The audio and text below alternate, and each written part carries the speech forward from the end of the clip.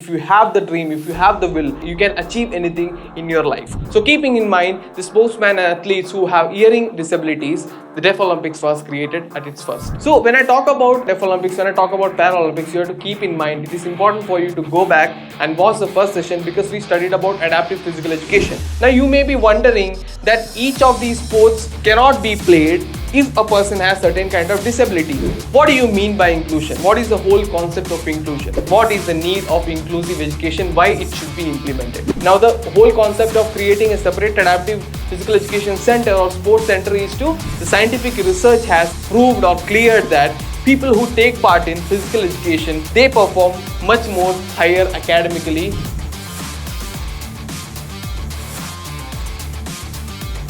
Hello all, my name is Rohit. I take physical education on behalf of Prep School by Vidhyaashram. In today's class, we will cover the second session of physical education and sports for CWSN, where CWSN is expanded as children with special needs. So this is a second session. So if you haven't watched the first session, I recommend you go back and watch that session first and then come back and resume this session. So without further delay, let's jump into our session overview and try to understand what all things we'll be covering in this session. So first, we'll study about International Paralympic Committee. After that, we'll look into different categories of disabilities. Then we'll see about Deaf Olympics and we'll see sports in Summer Deaf Olympics. After that, we'll study about sports in Winter Deaf Olympics. We'll see the concept of inclusion. We will understand the need of inclusive education. And finally, we will cover the implementation of inclusive education in India. Okay? So we will see the implementation of inclusive physical education in India. So without further delay, let's jump into our first topic and try to understand about International Paralympic Committee. Okay? It is the global governing body of Paralympic movement. Just like we studied about International Olympic Committee in Olympic movements in the second chapter, if you remember, just like that in International Paralympic Committee, they are the mother governing body or the global governing body for any kind of Paralympic games or Paralympic movement. That's the first fact about International Paralympic Committee. The second thing about International Paralympic Committee is that the International Paralympic Committee organizes the summer and winter Paralympics. So they are responsible for organizing of winter and summer Paralympic games. So what is the next fact about International Paralympic Games? The next fact is it also serves as the international federation for 9 sports for which it supervises and coordinates the world championship and other competition. Okay, so what is it? It again serves as the international federation for 9 sports events. Okay, so for 9 sports and games for which it supervises and coordinates for various kind of different world championships and other kind of competitions and tournaments. So that is one another fact about International Paralympic Committee. Okay, next, its vision is to enable Paralympics athletes to achieve sporting excellence and to inspire and excite the world. Just like we studied about Special Olympics Bharat and its vision and mission and goals, just like that, the same way, even International Paralympic Committee also has a vision to enable Paralympic athletes to achieve sporting excellence and to inspire and excite the world and give the courage to the world that if you have the dream, if you have the will, you can achieve anything in your life. So that's one another objective or that's one another vision of Paralympic Committee or objective or one of the duties of Paralympic Committee. Next, it was established on 22nd September of 1989 and its headquarters is situated in Bonn, okay, which is in again Germany. Next, its main aim is to develop sports opportunities for all the people with an impairment from the beginner to the elite level. So no matter what level a sportsman is or no matter what level a Paralympic athlete is, whether he is a beginner or an intermediate sportsman or an elite sportsman, to give them an equal opportunity and give them a platform to show their skills and show their techniques. That's one of the major aims of International Paralympic Games or International Paralympic Committee. Okay, having said that, let's move on to our next topic, that is categories of disability. What all categories of disabilities are considered for such an event or for any Paralympic Games? The first category is physical impairment or disability. Okay, under physical impairment or disability, we have impaired muscle power, that is one category. Then we have impaired passive range of movement, and then we have loss of limb, then we have leg length difference, then we have short stature. Okay, so all these physical impairment or disability categories are categorized under the categories of disability in again International Paralympic Committee or International Paralympic Games. Next, the category is visual impairment. So if a person or athlete has impairment of one or more components of visual system, that also comes under Paralympic Games. That categorized person also or athlete can also take part in International Paralympic Games. Okay. Next, intellectual disability. When you talk about cognitive disability, when you talk about intellectual disability, significant impairment of intellectual functioning. So if a person is having any kind of intellectual disability or intellectual disorder, that athlete also is allowed by International Paralympic Committee. Having said that, let's move on to our next topic, that is Deaf Olympics. Okay, Deaf Olympics is again the category or the games or event that is created especially for athletes who are deaf, who have hearing disability. Okay, people who have hearing disability or athletes who have hearing disability, those sportsmen or athletes are again made to participate in Deaf Olympics, or they are again participating in this. So keeping in mind the sportsmen and athletes who have hearing disabilities,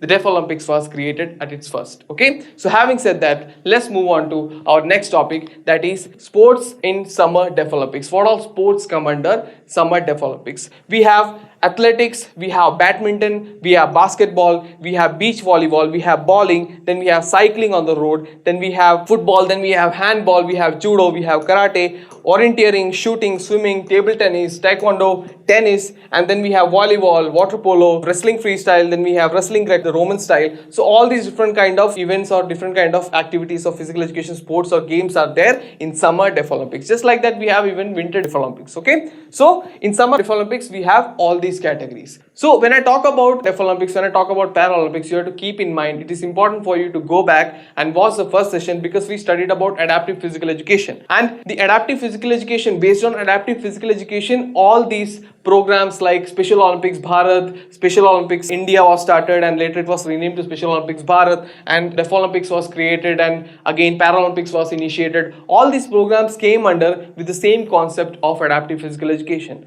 Now once again I'll give a brief idea of what is adaptive physical education. Adaptive physical education, what is that form of physical education which is specifically crafted or specially crafted for those people or those athletes or children with special needs. So again, when you talk about all these sports, now you may be wondering that each of these sports cannot be played if a person has certain kind of disability. That is mentioned earlier. When we studied about certain disability or physical disability earlier in the chapter, you might have noticed that we also talked about certain physical disabilities which unqualifies a person to play any of these games, right? You may have that confusion. Now to avoid that confusion, it is important for you to go back to first session and see that. There I have explained that adaptive physical education is that form of physical education where the sports or a particular game itself is altered to meet the needs of whatever kind of disability we are talking about. Suppose it's a basketball game, right? If a person has any kind of limb impairments, right? If a person have any kind of limb deformity or any kind of leg deformity or any kind of leg impairment, that person also can take part in basketball. But that basketball game itself is modified and made according to special anatomical structure of the person who has the disability.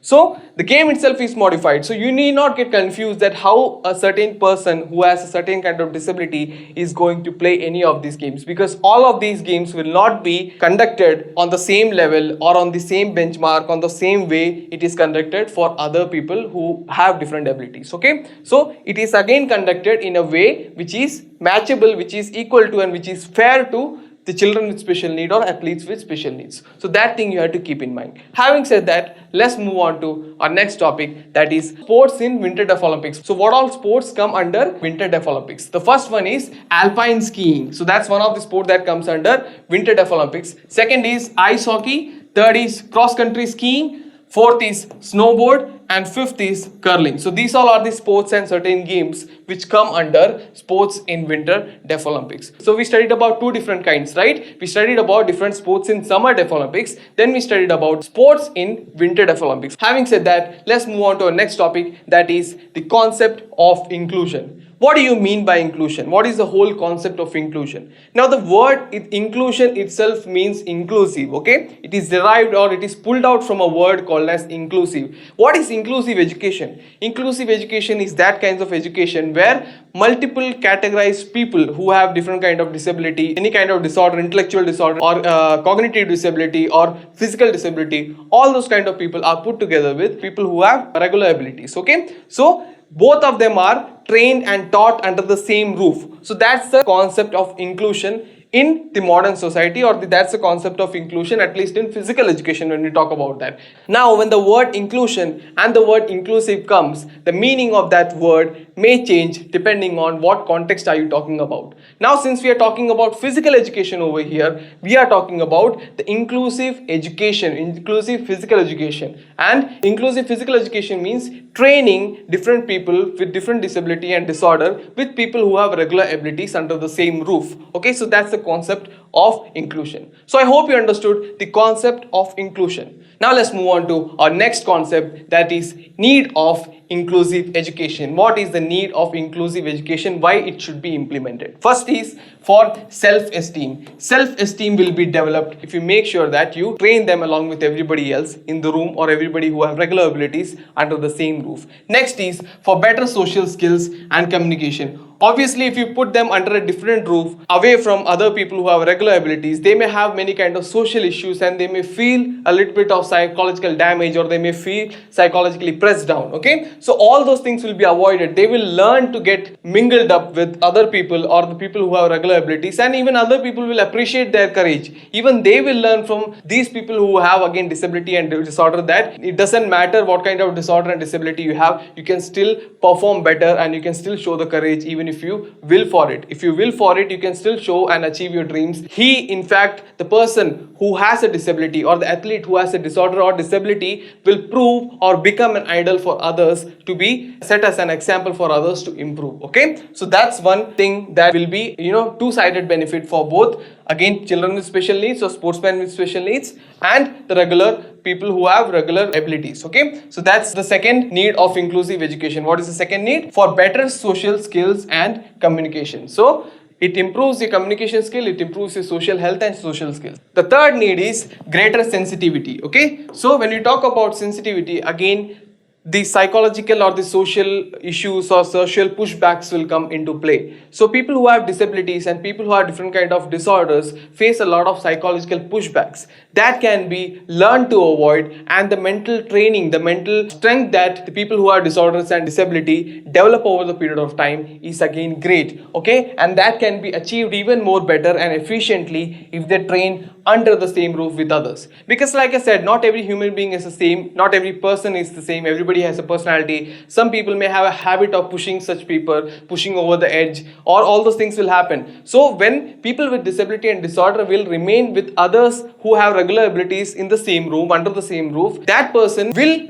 keep on getting all the pushbacks from their colleagues maybe, or maybe others also. But the thing is that the greater they get pushed, the greater or the more they get pushed and the more they get taunted, the more they will develop their strength, the more stronger they become. Okay, so what happens, this is like I said, there is different school of thoughts when it comes to physical education training also. Many places at many concepts or many situations of federations or many programs about physical education, you will also learn that in that special programs or special rooms or special training academies are made especially for people with any kind of disorder and disability, right? Those kind of institutions are also made. Now you may think that why it's made like that. Here when we are talking about they should be put all together under the same roof so that these people become more strong, then why in certain adaptive physical education institute only reserve certain areas or certain sports for certain people with certain disability or certain kind of special ability? Okay, the reason is that the angle of approach for both the thing is different. Now I don't want you guys to mix up both concepts and mix up or mingle both the concept differently. Now the whole concept of creating a separate adaptive physical education center or sports center is to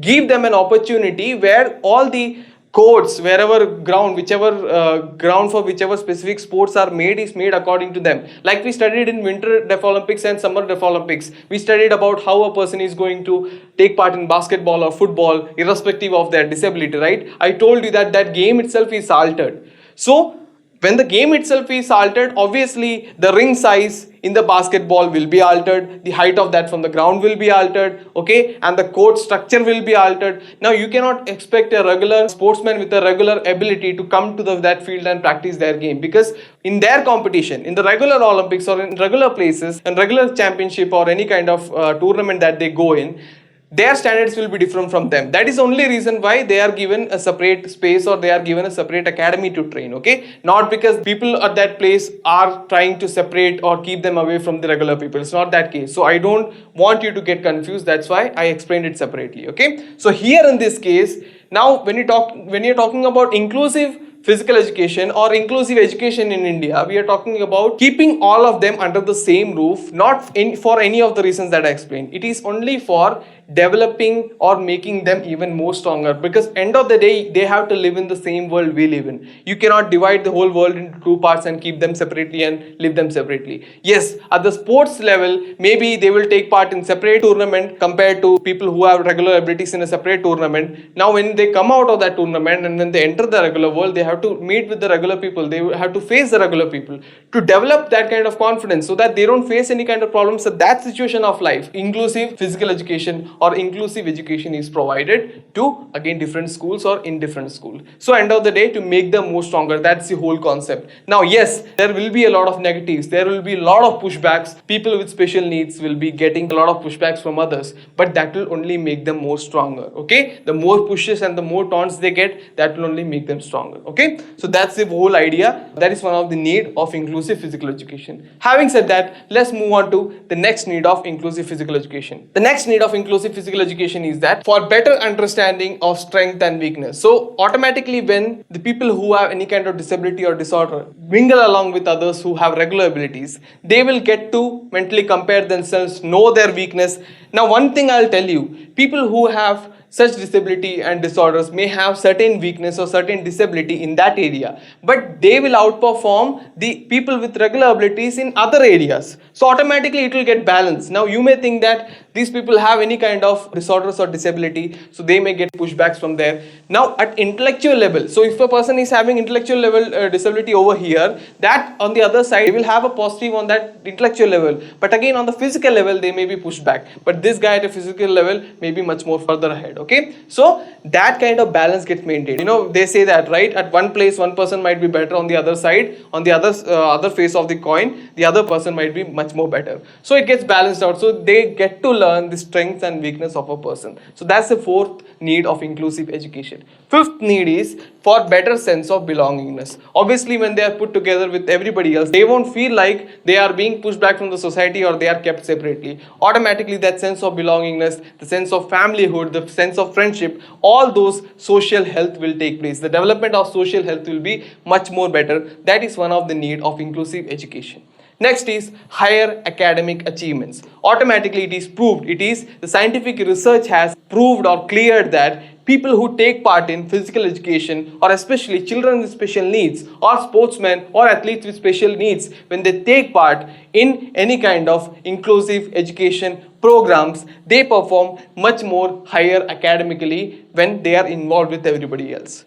So these are some of the need of inclusive physical education. Now, having said that, let's move on to our next topic in the session, that is implementation of inclusive education in India. We are talking about the same concept we talked about earlier, but in respective of India, in respective of our country, how it is involved. In many places, at many societies or many schools, this concept is implemented. In fact, in 90% of the schools is implemented. You will see in classrooms, children with special needs are there along with others also. So inclusive physical education is implemented at different levels, at different academic levels, at different institutions throughout the country. So there is no lack of such kind of education system in our country. We are already practicing that. Okay, so the position of that, what evolution has happened. Now, back in the days, initially students did not used to get much admissions. People who have disorders or disabilities disability did not used to get much admissions earlier at the earlier stage of this phase of evolution. But later, as time went on, as humanity grew, as people tried to understand, became more mature and tried to understand the whole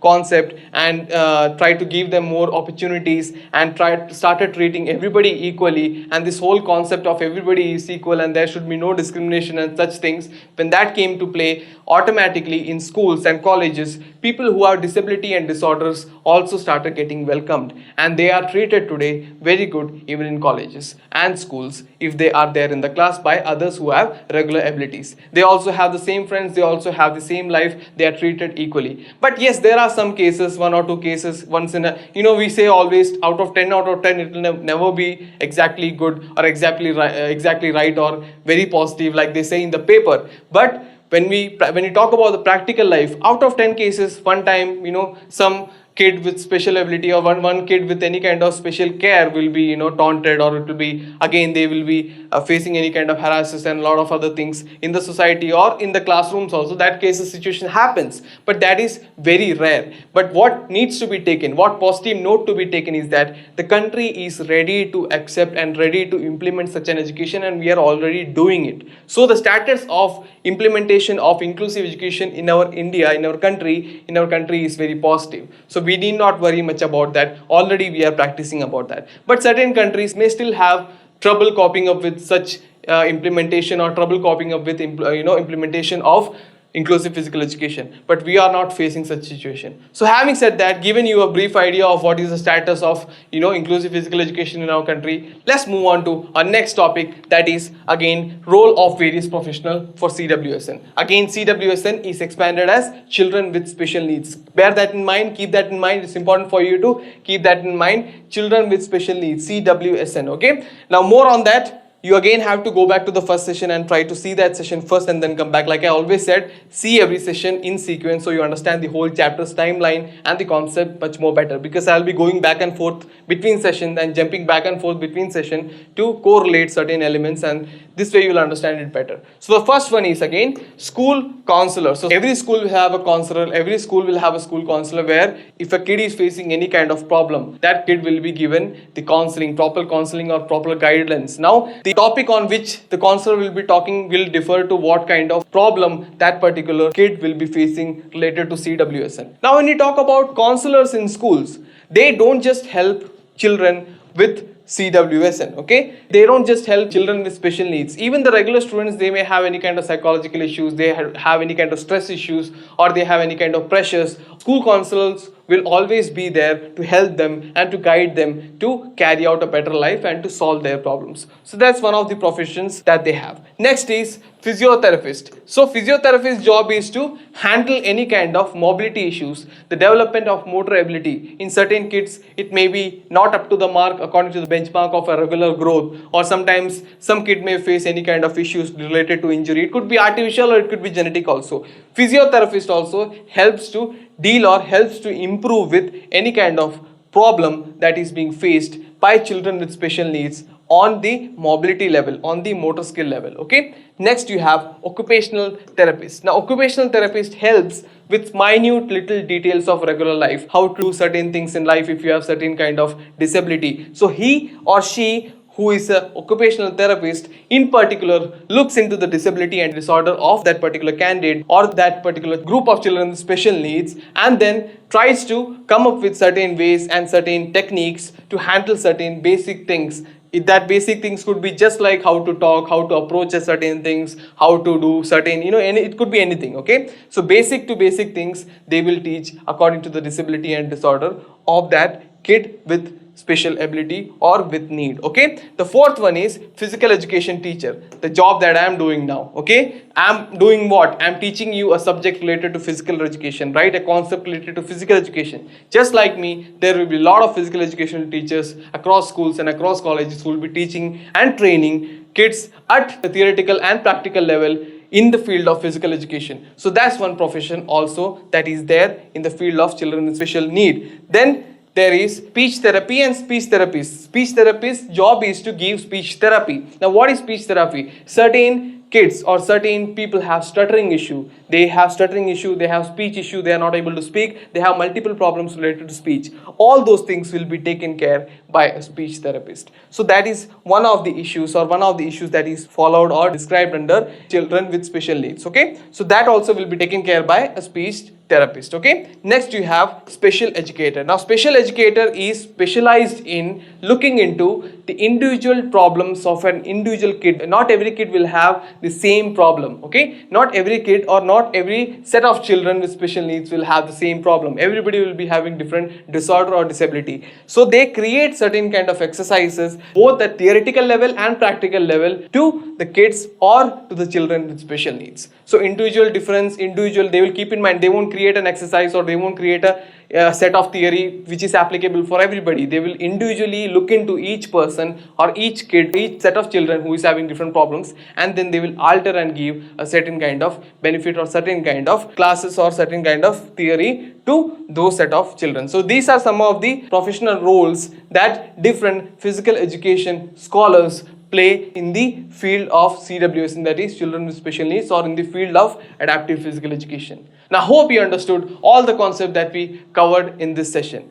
Now with this, we will wrap up this chapter, but before I wrap up this chapter, I again want to remind you to go back and watch the first session. I hope you understood the second session, but it's important for you to go back and see the first session in order to understand the second session much more better. So it's a continuous timeline, it's a continuous chapter. In order to understand the whole chapter properly, you have to follow the sequence. Now having said that, I will wrap up this session over here. This was the chapter finale, that is the second session of CWSN chapter. Here we studied about various need of adaptive physical education and the implementation of inclusive physical education or inclusive education in the country, and many more concepts and many more facts about the organizations and programs that are there for children with special needs or athletes with special needs. Given a brief quick back or a recap of the whole session or the whole chapter, I'll take it off from here. I'll see you in the next session with a fresh new chapter and a fresh new concepts related to physical education. Until then, this is me Rohit signing out. Until next time, goodbye.